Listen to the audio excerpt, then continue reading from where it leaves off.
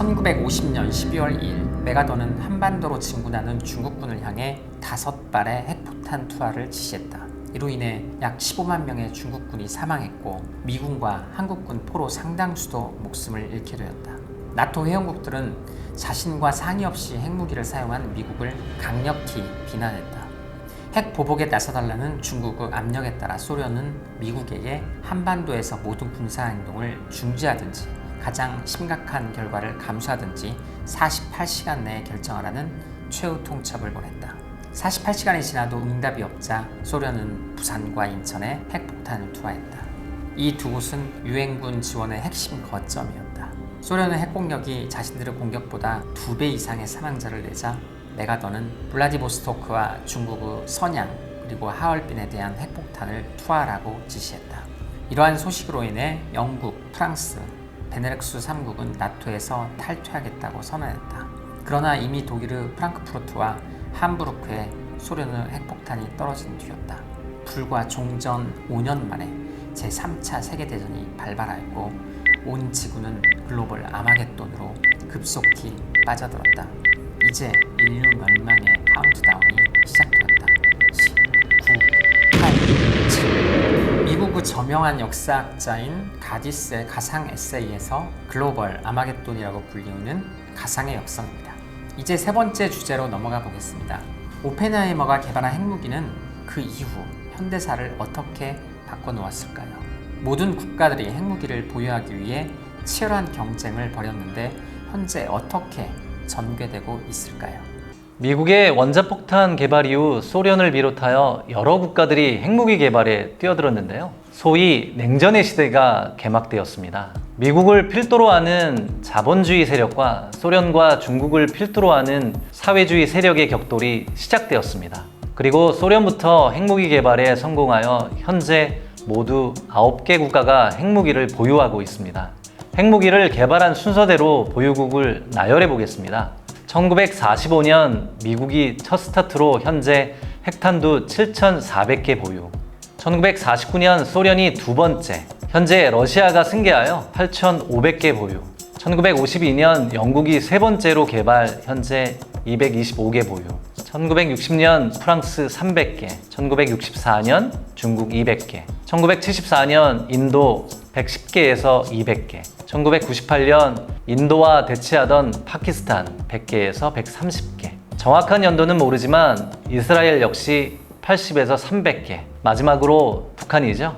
45개에서 100개를 보유하고 있다고 추정됩니다. 한국도 박정희 정권 시절 핵무기 개발을 진지하게 고려했었듯이 모든 나라들이 핵무기 개발 경쟁에 뛰어들자 제3차 세계전쟁이 발발하여 핵전쟁이 일어나면 인류가 모두 공멸할 위험의 가능성이 심각하게 제기되었습니다.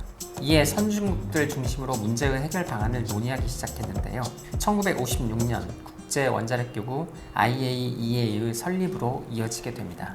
IAEA는 유엔 산하의 핵무기 및 관련 기술 이동을 감시하고 평화적 목적의 원자력 연구를 지원하는 국제협력기구입니다.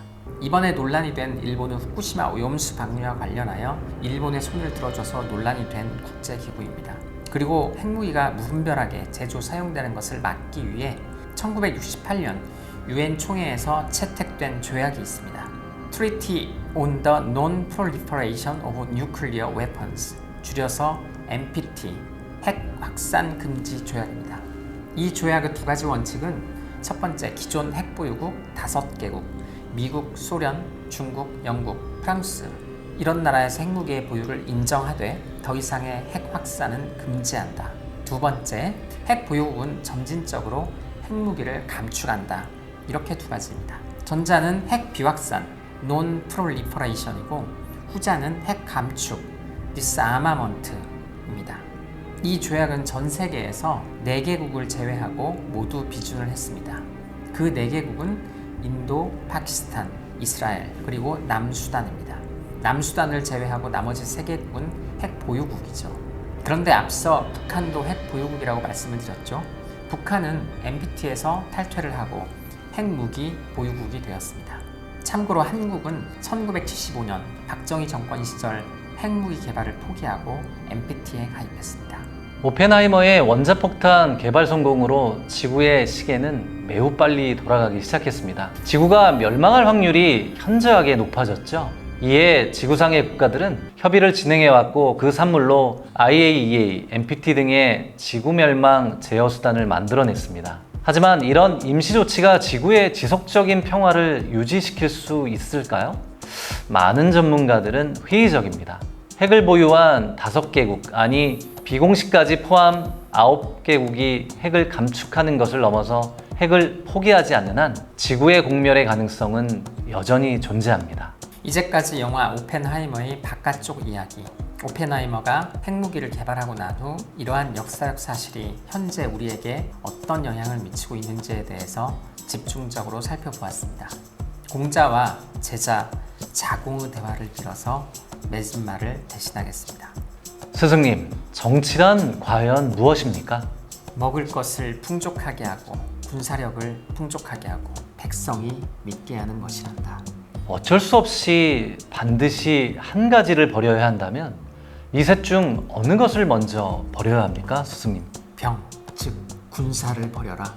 어쩔 수 없이 또 한 가지를 꼭 버려야 한다면 나머지 둘 중 어느 것을 먼저 버려야 할까요?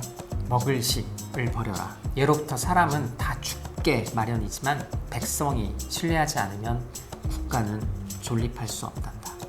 시청자 여러분, 안팎의 오펜하이머에 대해서 다양한 시선으로 들여다봐왔는데요. 참 저도 모르는 내용이 많아서 유쾌하고 아주 흥미진진하고 재밌었습니다. 변호사님, 같이 인사할까요? 여러분, 오늘도 시청해 주셔서 감사합니다.